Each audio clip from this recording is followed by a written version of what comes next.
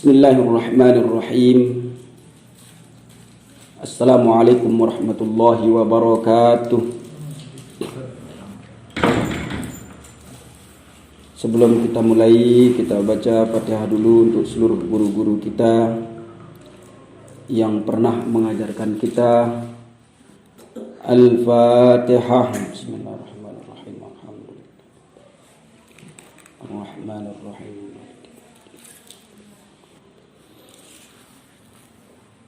Bismillahirrahmanirrahim. Alhamdulillahilladzi ja'ala al-iman wal islam wassalatu wassalamu ala rasulillah wa ala alihi wa sahbihi wa mawalah. Allahumma aslih ummata Muhammadin sallallahu alaihi wasallam wa farrij an ummati Muhammadin sallallahu alaihi wasallam warham ummata Muhammadin sallallahu alaihi wasallam wanshur wahfaz wa ayyid nahdatal watani fil alamin bihaqqi Muhammadin sallallahu alaihi wasallam.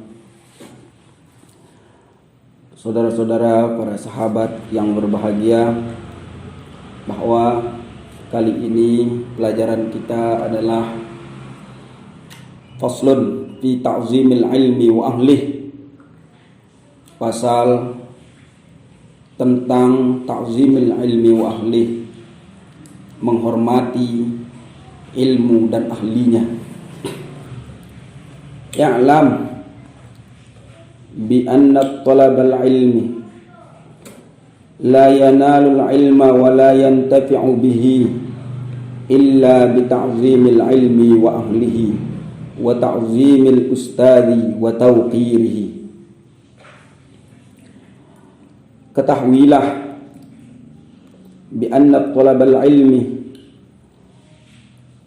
bahwa para penuntut ilmu la yanalul ilma wa la yantafi'u bih, engkau tidak mendapatkan ilmu itu, wa la yantafi'u bihi, dan tidak juga mendapatkan manfaat ilmu itu, illa bita'zimil ilmi wa ahli, kecuali engkau menghormati ilmu itu sendiri dan menghormati ahli ilmu itu.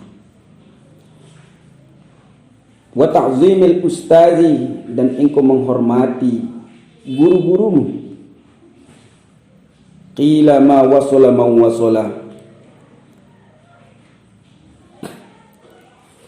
Saudara-saudaraku sekalian, kitab ini adalah kitab yang dikarang oleh Al-Imam Zarnuji rahimahullahu ta'ala. Bahasa beliau di sini bahwasanya para penuntut ilmu, kita semua yang duduk ini tidak akan mendapatkan ilmu itu kecuali dengan dua jalan. Pertama, menghormati ilmu itu sendiri.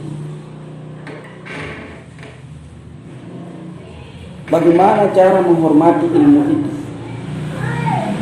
Sesuatu yang kita dengar, sesuatu yang kita dapatkan informasi dari Al-Quran maupun hadis Rasulullah sallallahu alaihi wasallam, perlu kita kerjakan, perlu kita amalkan.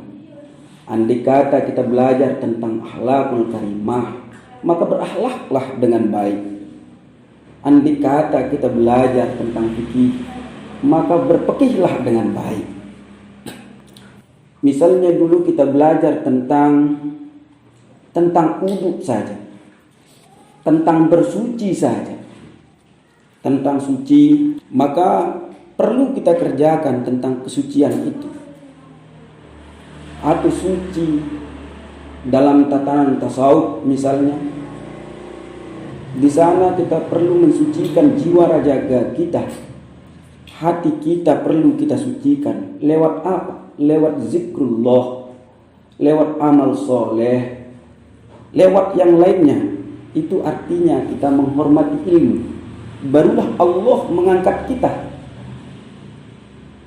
Baru Allah mengangkat kita, yaitu orang-orang yang berilmu pengetahuan. Siapa mereka yang punya ilmu pengetahuan itu? Orang yang selalu tindih taat kepada Allah Subhanahu wa taala dari apa segala yang diperintahkan oleh Allah Subhanahu wa taala. Itu pertama. Yang kedua, ta'zimil ilmi wa ahli, dan menghormati para ahli ilmu. Siapa mereka orang-orang ahli ilmu itu? Orang-orang ahli ilmu itu adalah para ulama, para auliaullah. Inilah orang-orang ahli dalam ilmu pengetahuan, orang yang tindih jiwa raganya terhadap Allah Subhanahu wa taala. Karena menghormati ulama itu adalah menghormati, seolah-olah kita menghormati Nabi kita yang besar Muhammad sallallahu alaihi wasallam. Kalau sudah menghormati para nabi, berarti kita menghormati Allah Subhanahu wa taala. Ma akramal ulama akramallah. Ma akramal ulama akraman nabi, wa ma akraman nabi akramallah. Barang siapa yang menghormati para ulama, berarti dia menghormati para nabi. Barang siapa yang menghormati para nabi, berarti dia menghormati Allah Subhanahu wa taala. Wa ta'zimil ustazi, dan orang yang mengajarkan kita tentang akhlakul karimah. Karena ilmu ini tanpa ruhnya itu adalah akhlak yang baik. Ilmu pengetahuan itu adalah akhlak. Ruhnya itu adalah akhlak yang mulia. Sebagaimana dijelaskan dalam kitab ini, waqila al-hurmatu khairun minat ta'ah. Beliau katakan di sini, Imam Zarnuji berkata, hormat itu lebih baik daripada ketaatan.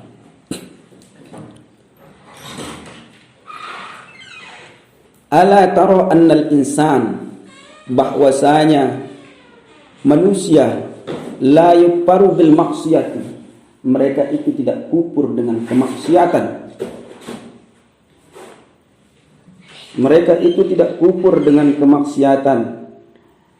Wa innama yukfaru bitalqir hormat, dan sesungguhnya mereka itu akan kafir karena menghilangkan hormat kepada gurunya, hormat para anbiya, hormat para ulama, lebih-lebih kita hormat kepada Allah Subhanahu wa taala.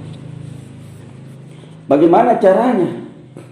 Caranya adalah ketika kita diajarkan salat fardu, maka diawali dengan salat sunnah 2 rakaat.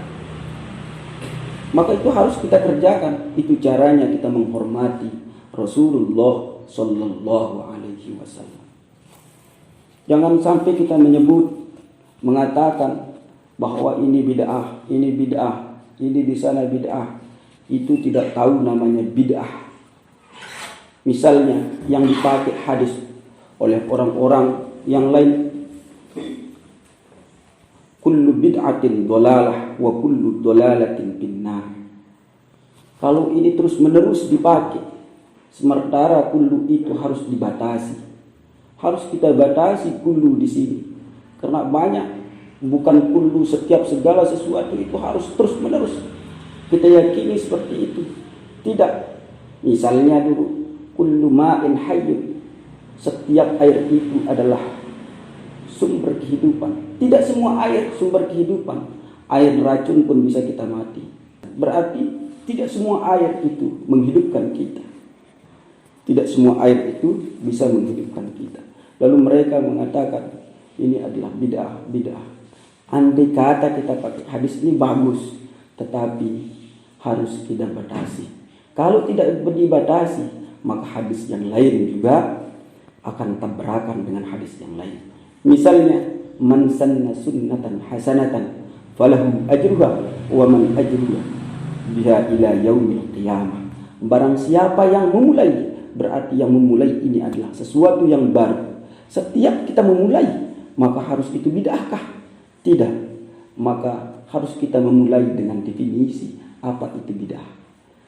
Definisi saya pribadi, bid'ah itu adalah sesuatu menambah sesuatu hal yang wajib.